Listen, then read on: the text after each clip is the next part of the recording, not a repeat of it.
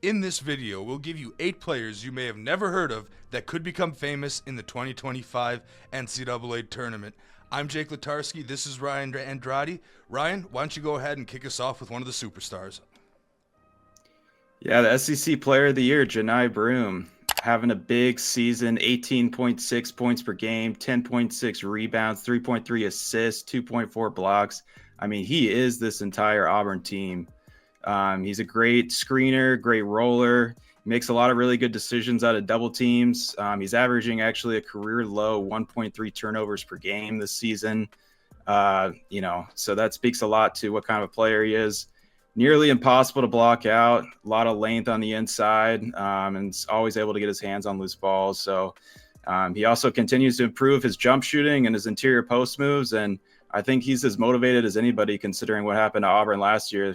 They were coming in the tournament hot, and they got beat in the first round by Yale. So I'm interested to see what Broome has for an encore in his senior season.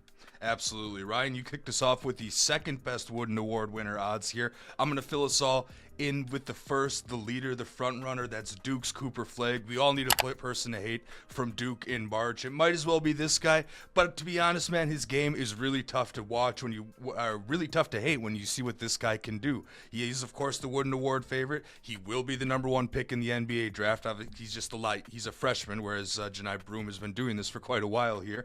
And Cooper Flagg, he leads a historically good team in scoring, in rebounding, in assists, in steals, and in blocks. And he's playing for a Duke team that actually breaks all the metrics. I mean, their KenPom overall net rating is the best that it's been, that any team has been in 20 plus years, better than the last couple UConn teams. And Cooper Flagg is the leader of this team.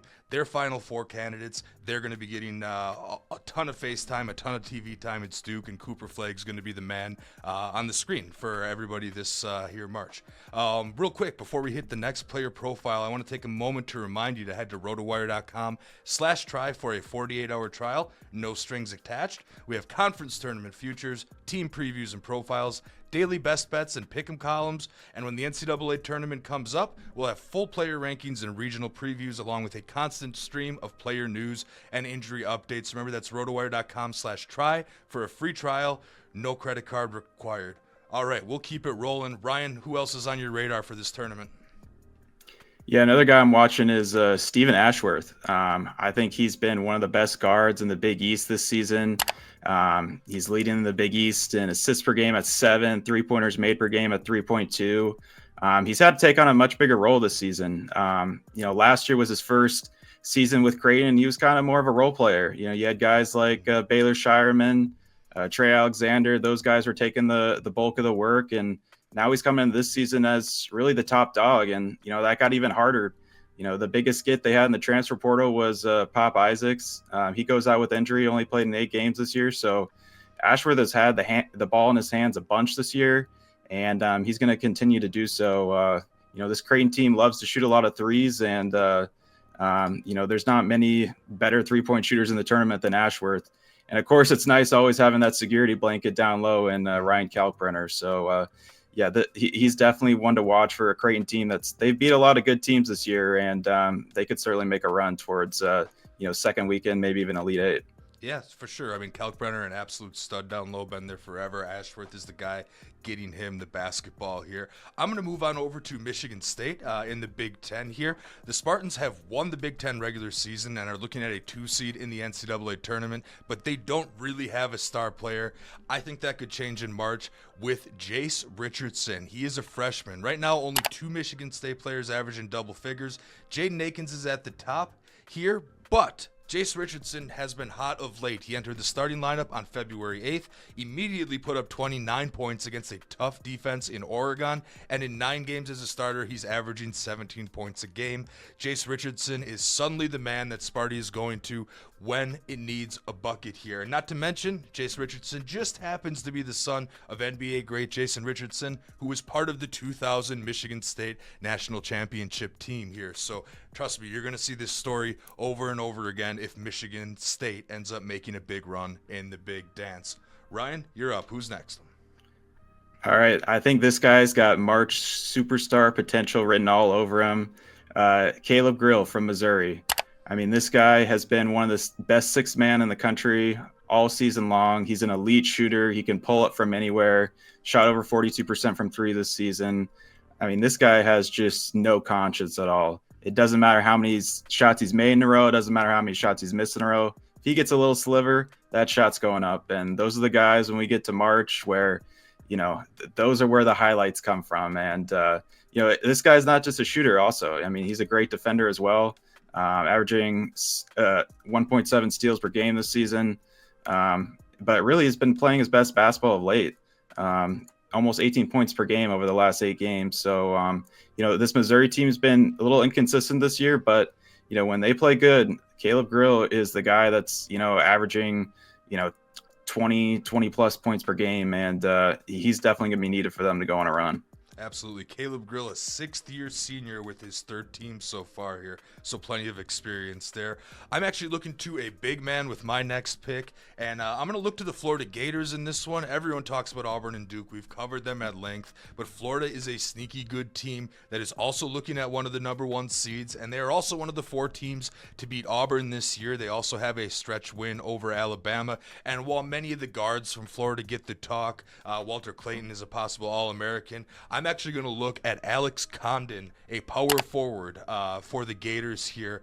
He's a 6'11 sophomore who shoots the 3 at a 35% clip, so he can knock down shots.